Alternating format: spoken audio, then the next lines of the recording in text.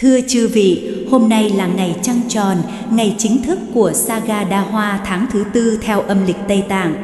Khi người Tây Tạng tưởng nhớ ngày đản sinh và giác ngộ của Đức Phật Thích Ca Mâu Ni là ngày chúng ta, những người theo Đức Phật, tưởng nhớ đến sự kiện Đức Phật đạt được giác ngộ và Ngài đã ban cho chúng sinh ánh sáng của con đường giải thoát. Khi vũ trụ còn mịt mù vô minh, khi sinh linh còn trôi dạt trong dòng khổ, thì nơi sâu thẳm của Pháp giới đã vang lên một nhịp đập nhiệm màu, nhịp đập của Bồ Đề Tâm. Đó là trái tim của chư Phật, là mạch sống của toàn thể Đại Bi, là nguồn năng lượng làm rung động cả 10 phương thế giới. Bồ Đề Tâm không phải là một ý niệm để nghĩ, mà là một sự bừng tỉnh của lòng thương vô hạn. Nó là ánh sáng khiến một chúng sinh hữu hạn giáng nguyện gánh khổ cho vô lượng loài, là ngọn lửa khiến kẻ phàm phu quay đầu nhìn lại và bước vào con đường giác ngộ. Mọi công hạnh của Phật, mọi lời dạy, mọi pháp môn dù vi diệu đến đâu đều khởi từ nơi trái tim này. Không có Bồ Đề Tâm, đạo chỉ là triết lý. Có Bồ Đề Tâm, từng hơi thở, từng nụ cười, từng giọt lệ đều trở thành pháp cúng dường.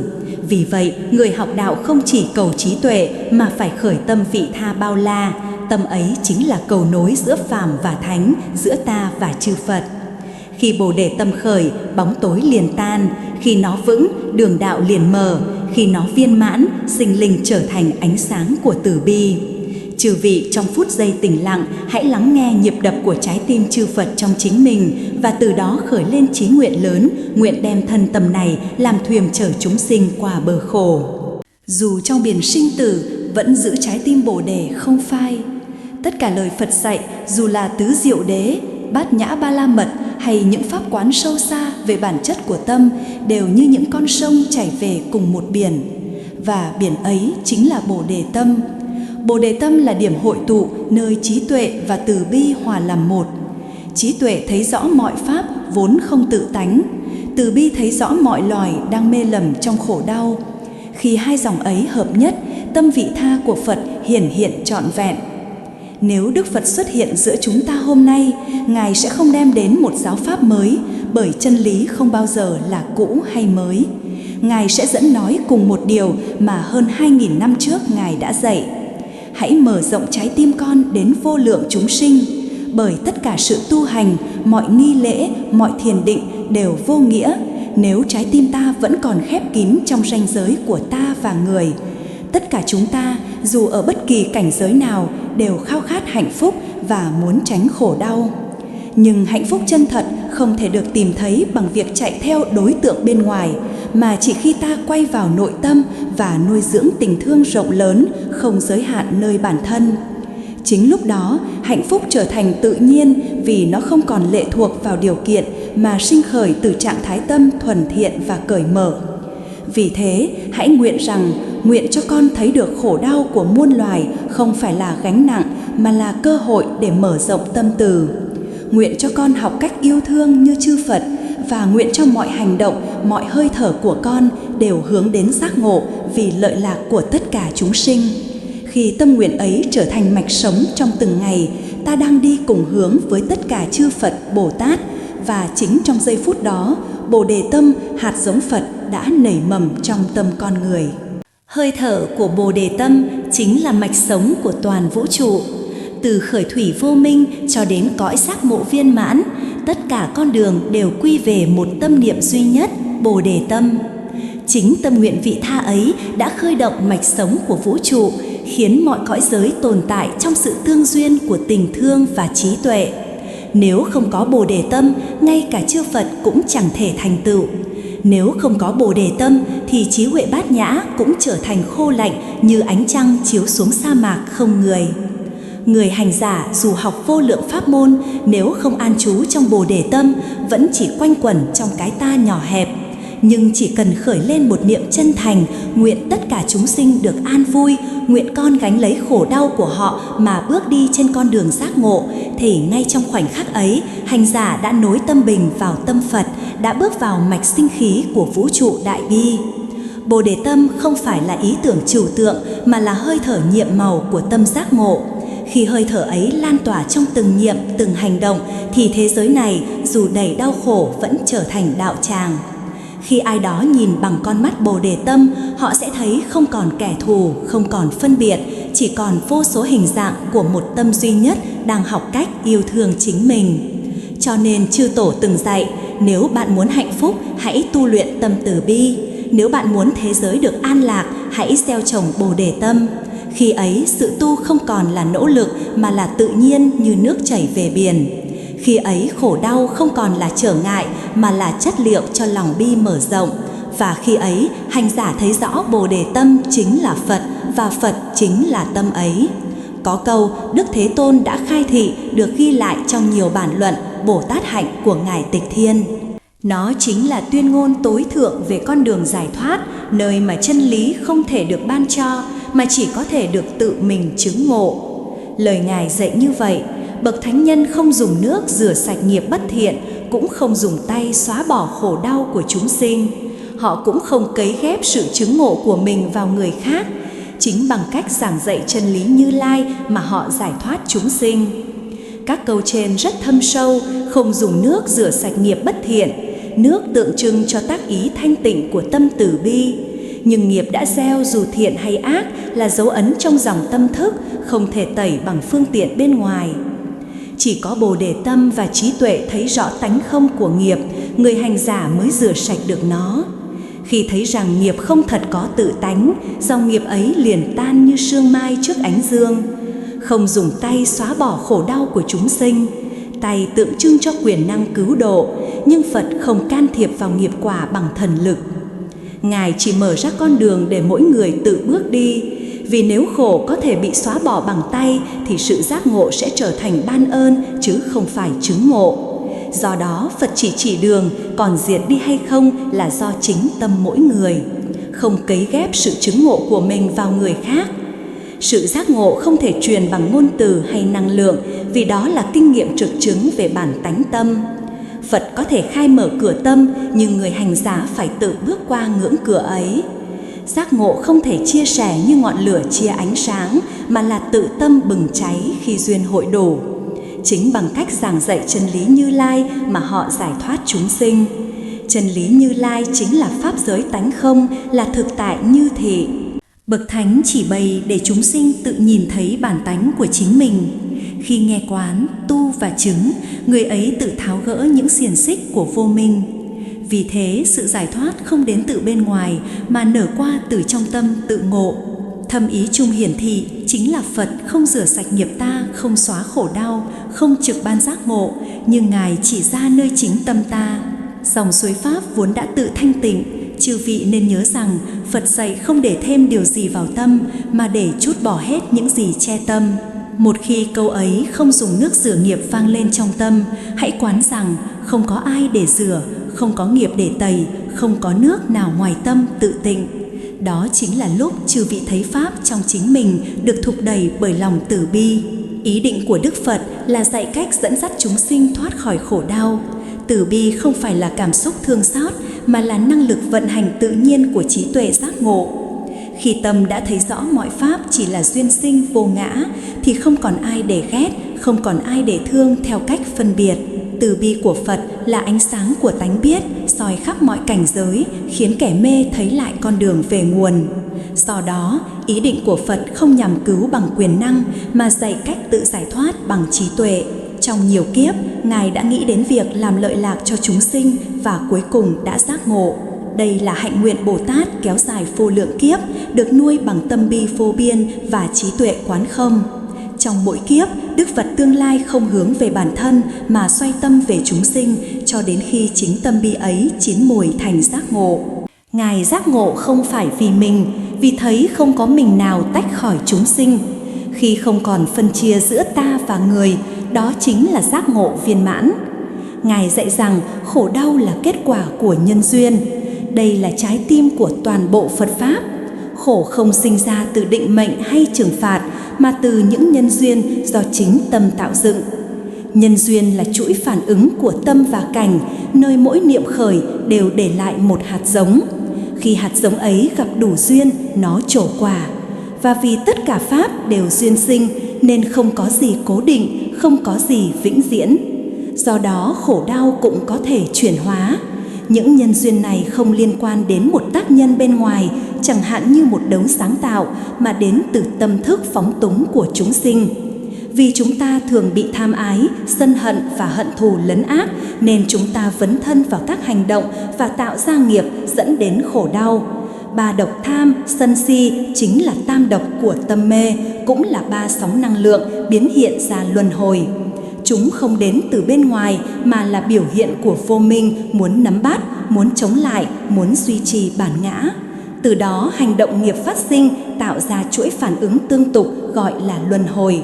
Khi hành giả thấy rõ rằng khổ không đến từ ai mà từ sự mê chấp của chính mình thì ngay nơi ấy khổ diệt. Vì nhân đã diệt, Phật không đến để sáng tạo thế giới mà để thức tỉnh người đang mộng thấy thế giới.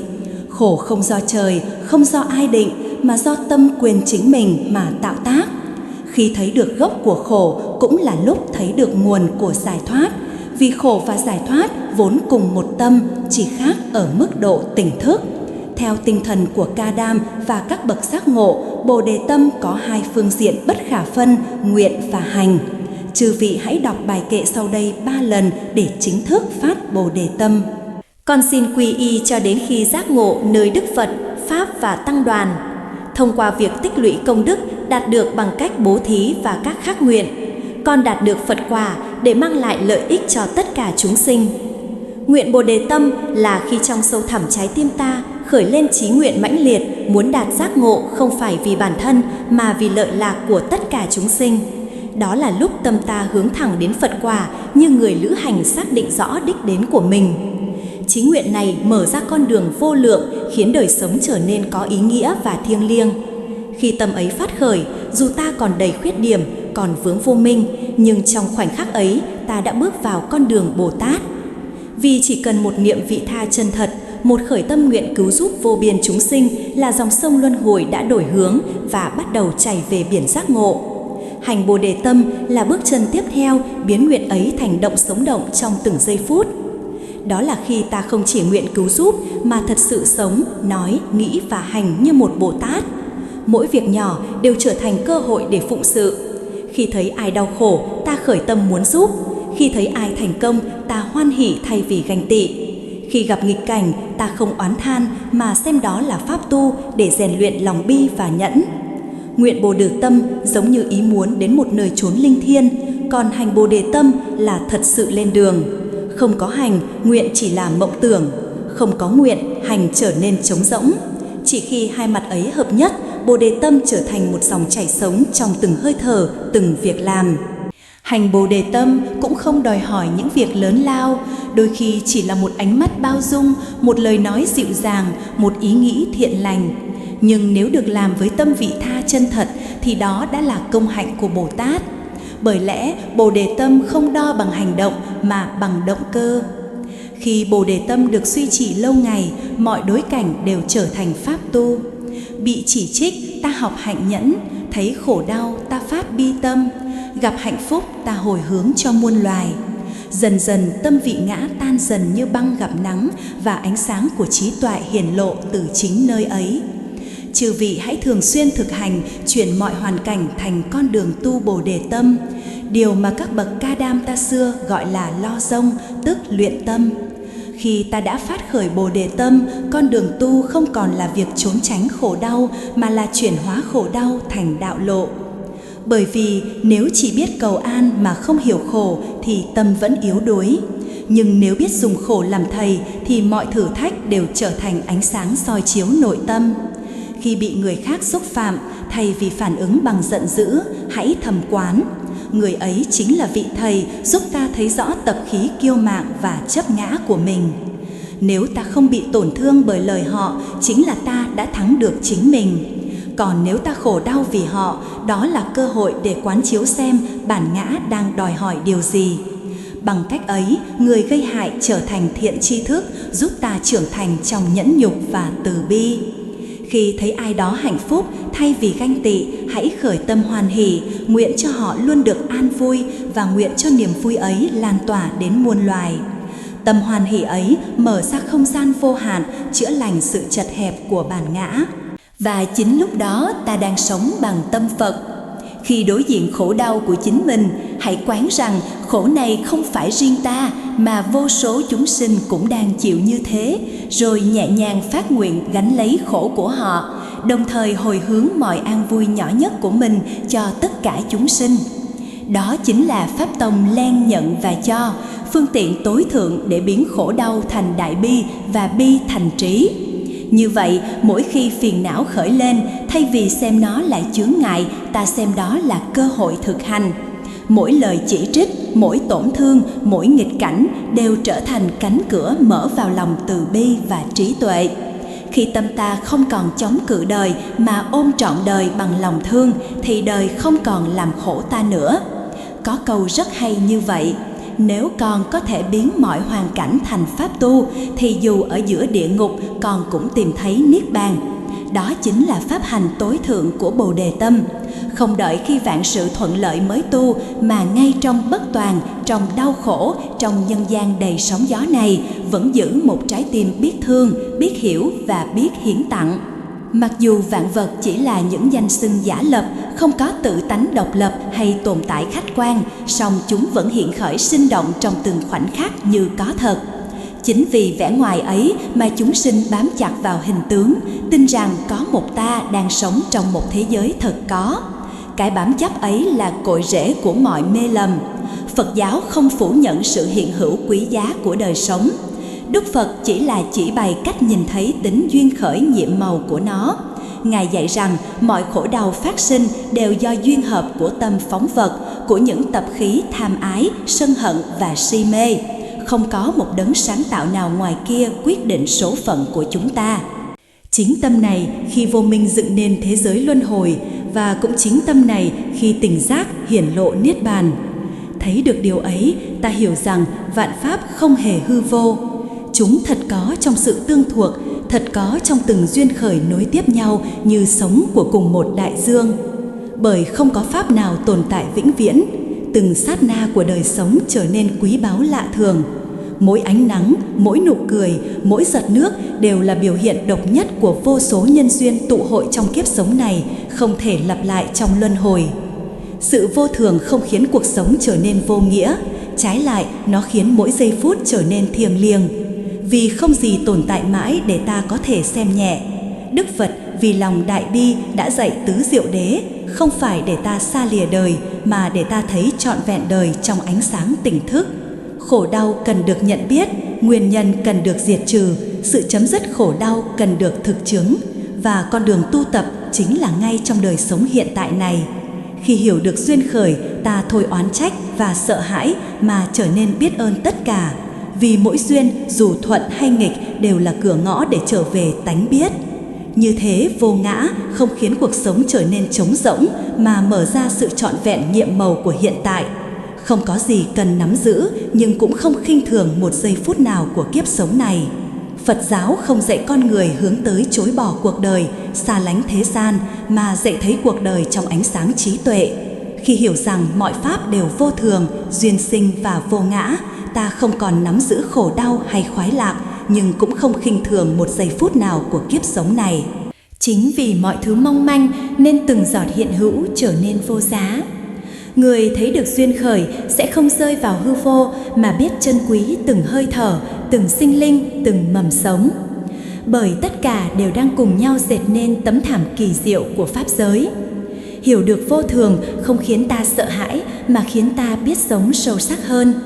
Bởi ta biết rằng mỗi ánh mắt, mỗi nụ cười, mỗi cơ hội để yêu thương đều là một duyên quý hiếm không bao giờ lặp lại. Phật Pháp làm cho đời sống này trở nên có ý nghĩa, vì nó trao cho ta con mắt thấy chân thật, rằng không có sinh linh nào tách rời nhau. Và từ bi của Bồ Đề Tâm chính là hình thái cao nhất của trí tuệ.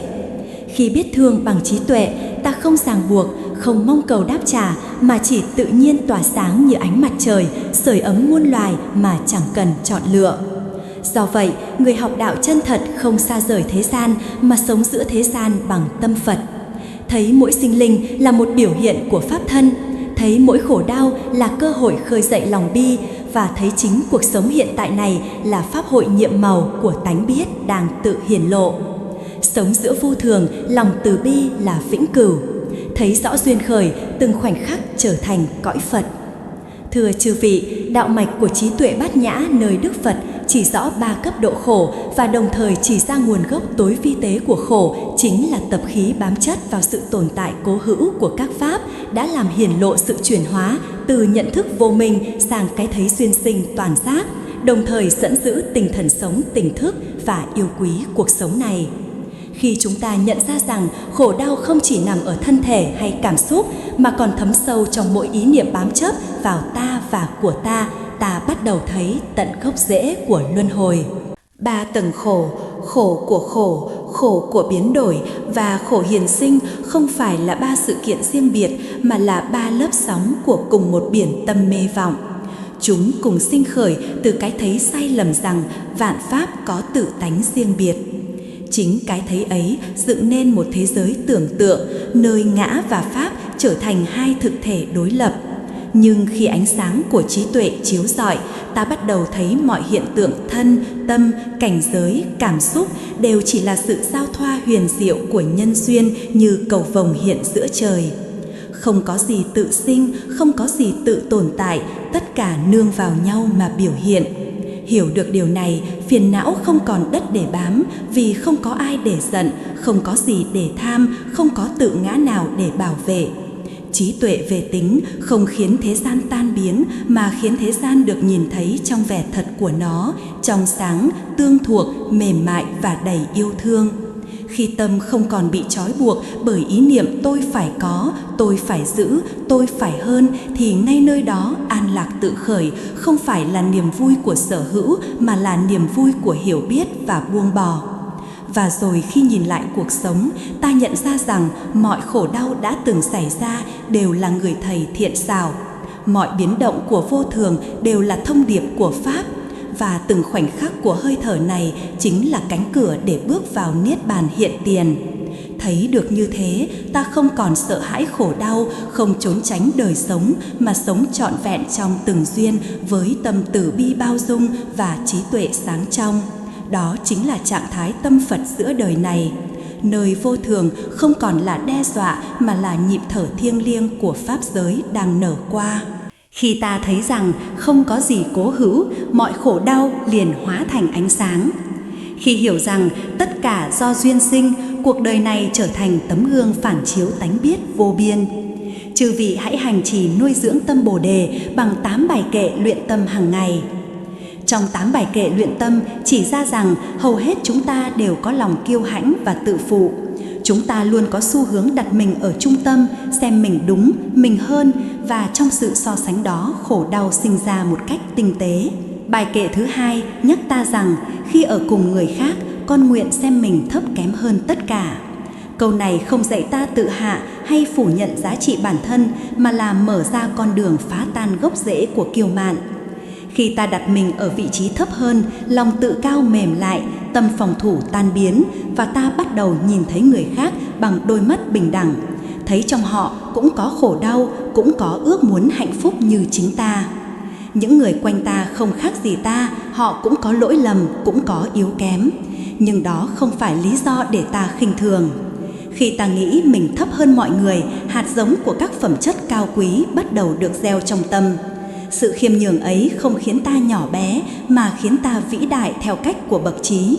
Càng hạ mình, tâm càng rộng mở, càng khiêm cung, trí tuệ càng sâu dày.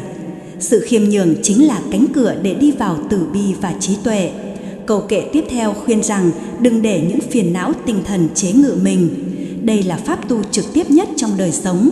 Đức Phật và các bậc thầy không bảo ta chối bỏ hay đàn áp cảm xúc tiêu cực mà dạy ta quán chiếu để thấy rõ bản chất của nó. Phiền não không phải kẻ thù mà là tấm gương soi tâm. Khi sân, si, ganh tị hay kiêu mạn khởi lên, đó không phải dấu hiệu thất bại. Đó là cơ hội để ta thấy nơi tâm mình còn chưa được tự do. Nếu ta dừng lại và nhận diện đây là sân, đây là kiêu mạn, đây là ganh tị, thì trong khoảnh khắc ấy ta đã tách mình ra khỏi phiền não, trở thành người quan sát thay vì người bị cuốn theo. Ngay lúc đó, trí tuệ bắt đầu hiển lộ. Bởi khi thấy rõ gốc rễ của cảm xúc là tâm chấp ngã, là sự bám víu vào ta và của ta, thì cảm xúc ấy mất đi quyền lực, giống như ánh đèn bật lên trong bóng tối tự nhiên tan biến. Luyện tâm không có nghĩa là làm mình yếu đuối hay cam chịu, mà là chuyển hóa năng lượng thô của cảm xúc thành ánh sáng của hiểu biết. Khi ta không để phiền não chế ngự mà nhìn thấy nó như một bài học, thì chính nó trở thành thầy dạy ta trưởng thành. Khi ta gặp kẻ làm hại mình mà vẫn giữ được lòng bình thản, ta không còn là nạn nhân của hoàn cảnh mà là người làm chủ nội tâm. Đó chính là sức mạnh của người tu, sức mạnh của từ bi và trí tuệ. Như chư tổ thường nói, khiêm nhường dẫn đến địa vị cao. Cái cao ấy không phải là địa vị xã hội hay sự tôn kính của người đời, mà là sự cao thượng của tâm đã vượt khỏi ngã chấp, nơi không còn tranh hơn thua, không còn bị phiền não điều khiển. Khi lòng kiêu mạn tan đi, ta trở về với bản tâm trong sáng vốn không hơn, không kém, không trên, không dưới. Và trong khoảnh khắc ấy, tâm ta hòa cùng tâm tất cả chúng sinh. Đó chính là ý nghĩa sâu xa của việc luyện tâm, dùng chính đời sống thường ngày, chính con người quanh ta, chính cảm xúc và lỗi lầm của ta để rèn luyện lòng từ bi và trí tuệ. Khi hiểu như vậy, mỗi va chạm, mỗi lời chỉ trích, mỗi phiền não đều trở thành cánh cửa mở về giác ngộ, chứ không còn là trở ngại trên đường tu nữa. Bài kệ thứ 3, quán chiếu tâm mình, không để phiền não làm hại ta và người. Trong mọi hành động, nguyện con luôn quán chiếu tâm mình. Và ngay khi phiền não khởi lên làm hại ta và người, nguyện con kiên quyết đối trị và diệt trừ nó. Khi nghe lời dạy này, đừng vội xem đó chỉ là đạo lý luân lý. Đây là một chỉ dẫn về thiền định sống động nhất. Đức Phật dạy, tâm dẫn đầu các pháp, tâm là chủ, tâm tạo tác tất cả mọi nghiệp thiện ác. Mọi hạnh phúc hay khổ đau đều khởi đi từ một niệm tâm. Cho nên gốc của tu hành không nằm ở hình tướng hay lễ nghi, mà nằm ở chỗ biết quay lại quan sát tâm mình. Quán tâm không phải là xét nét mà là chiếu sáng. Khi ta nhìn lại tâm mình một cách tĩnh lặng và không phán xét, tâm trở nên trong suốt như hồ nước. Trong sự trong suốt ấy, từng làn sóng cảm xúc, từng ý niệm vi tế đều tự hiện rõ. Ta sẽ thấy rằng cơn giận không đến từ người khác, nó khởi lên từ trong tâm khi cái ta bị chạm vào. Cơn ganh không đến từ ngoại cảnh, nó sinh ra khi ta không nhận ra mình đã đầy đủ. Và nỗi sợ hãi không đến từ bóng tối hay tương lai, nó phát sinh khi tâm mất gốc nơi hiện tại. Chính vì vậy, quán tâm là nghệ thuật trở về với thực tại. Khi một niệm phiền não vừa manh nha một tia bất mãn, một gợn sân, một thoáng hơn thua, ta chỉ cần biết nó, thở với nó, không phán xét, không bám víu. Như người ngồi bên bờ sông, chỉ nhìn dòng nước trôi qua, không cần đuổi theo, không cần chống lại. Tự nhiên, năng lượng phiền não tan chảy vào khoảng không bao la của chánh niệm. Khi ta làm chủ tâm mình, không gì có thể khiến ta khổ. Còn khi ta quên tâm thì dù ở nơi tĩnh lặng cũng có thể khổ đau. Do vậy, sự tỉnh thức thường trực là hơi thở của con đường Bồ Tát. Hãy quán tâm không chỉ trong thiền định mà trong từng việc nhỏ, khi nói, khi nghe, khi ăn, khi bước đi. Chỉ cần thấy tâm là đang tu, chỉ cần biết tâm là đang hóa giải nghiệp. Bài kệ này cũng nhắc rằng phiền não không chỉ làm hại ta mà còn hại người. Khi ta sân, không chỉ ta khổ, năng lượng ấy lan ra làm tổn thương người khác. Khi ta ganh, không chỉ ta mất bình an, ánh mắt, lời nói, hành động đều gieo sắc bất an. Vì vậy, đối trị phiền não không phải để trở thành người đạo đức khắt khe, mà là để bảo vệ an lạc chung của thế giới quanh ta. Một người giữ được tâm tình, cả không gian quanh họ cũng trở nên nhẹ hơn. Pháp đối trị không nằm ở việc đè nén cảm xúc, mà là biến cảm xúc thành năng lượng giác ngộ. Khi sân, hãy quán từ bi, nghĩ đến khổ đau của người kia và nỗi đau trong chính mình. Khi tham, hãy quán vô thường, thấy rằng chẳng có gì thật để nắm giữ. Khi kiêu mạn, hãy quán vô ngã, thấy rằng mọi phẩm hạnh cũng chỉ là duyên sinh. Khi sợ hãi, hãy quán nhân quả, thấy rằng tất cả đều do tâm mình mà thành. Nếu thực hành như vậy mỗi ngày, tâm ta sẽ dần trở nên trong sáng, mềm mại và đầy sức mạnh nội tâm. Ta sẽ không còn bị phiền não dắt đi mà biến phiền não thành đạo lộ. Đó là điều các bậc thầy Tây Tạng gọi là dùng độc làm thuốc. có pháp hành luyện tâm diệt trừ phiền não ngắn gọn mà hiệu quả gợi ý mỗi ngày như vậy. Thứ nhất, ngồi yên hít thở 3 hơi thật sâu. Thứ hai, quán lại một việc trong ngày khiến ta bực hay buồn. Thứ ba, nhận biết cảm xúc đó mà không đè nén. Đây là sân, đây là sợ, đây là tổn thương. Thứ tư, hít vào ta đang nhận biết, thở ra ta buông xả. Thứ năm, quán chiếu, cảm xúc này không phải ta, chỉ là một làn mây vô minh đi qua bầu trời tâm. Chỉ cần thực hành như vậy đều đặn, ta sẽ nhận ra rằng phiền não không còn quyền lực, còn tâm ta trở nên bao dung, sáng suốt và tĩnh lặng như mặt hồ buổi sớm. Đó chính là thực hành của bài kệ thứ 3, nền tảng của thiền định và trí tuệ bát nhã. Sau khi Phật giáo được truyền vào Tây Tạng, nhiều truyền thống khác nhau đã hình thành như Sakya, Nahor và Kadamta theo nước bậc thầy Ấn Độ vĩ đại Atisa. Trong đó các bậc thầy Kadamta nổi tiếng với phẩm hạnh khiêm cung và đời sống thanh tịnh. Một trong những vị tiêu biểu là Jisilantra Thangpa, tác giả của 8 bài kệ luyện tâm. Người được biết đến với khuôn mặt dài không phải vì ưu sầu cho riêng mình, mà bởi Ngài thương xót vô biên cho chúng sinh đang trôi lăn trong biển khổ luân hồi. Sự tu tập Bồ Đề tâm của Ngài sâu dày đến mức mỗi hơi thở đều chan chứa lòng bi mẫn và mỗi giọt lệ đều là cam lồ tưới mát khổ đau của muôn loài. Động lực của Ngài không gì khác hơn là ý chí kiên định muốn cứu giúp tất cả hữu tình thoát khổ và đạt hạnh phúc chân thật. Chính vì lòng bi ấy, 8 bài kệ luyện tâm không chỉ là những câu kệ khuyên dạy đạo đức, mà là bản đồ nội tâm dẫn người tu ngã chấp đến giác ngộ. Tôi tụng những bài kệ này mỗi ngày không phải như một nghi thức mà như một sự nhắc nhở cho tâm mình. Mỗi câu là một tấm gương soi lại những động cơ vi tế của bản ngã, để mỗi ngày ta học cách sống khiêm nhường hơn, từ bi hơn và chân thật hơn với chính mình và với đời. Và như thế, thông qua việc thực hành 8 bài kệ, tâm tự cao được rèn thành tâm khiêm hạ, tâm vị kỷ được chuyển thành tâm lợi tha và phiền não dần tan vào trong ánh sáng của Bồ Đề tâm. Ngay khi thức dậy vào buổi sáng, nếu tâm ta hướng về tất cả chúng sinh, khởi lên nguyện ước rằng mong cho mọi loài đều được an vui và thoát khổ, thì chính trong khoảnh khắc ấy, Bồ Đề tâm đã được sinh khởi. Nó như mặt trời vừa ló dạng, khiến mọi bóng tối của phiền não tự nhiên tan biến. Đôi khi tôi rơi lệ khi khởi Bồ Đề tâm gì đó, không chỉ là cảm xúc thương xót mà là sự rung động tận cùng của bản thể, nơi bi và trí cùng hiển lộ. Thông điệp tối hậu của Đức Phật không phải chỉ là dạy cách trốn tránh khổ đau, mà là chuyển hóa khổ đau thành con đường đưa đến giác ngộ. Bởi vậy, Ngài dạy rằng không chỉ vượt qua phiền não tinh thần mà còn cần chuyển hóa tâm vị ngã thành tâm vị tha. Và chính trong tiến trình ấy, giác ngộ nảy mầm. Khi trong ta có Bồ Đề tâm, tâm liền trở nên an lạc rộng mở như bầu trời. Sân hận, đố kỵ, hận thù không thể tồn tại trong cùng một không gian với tình thương vô điều kiện, như bóng tối không thể tồn tại trước ánh sáng.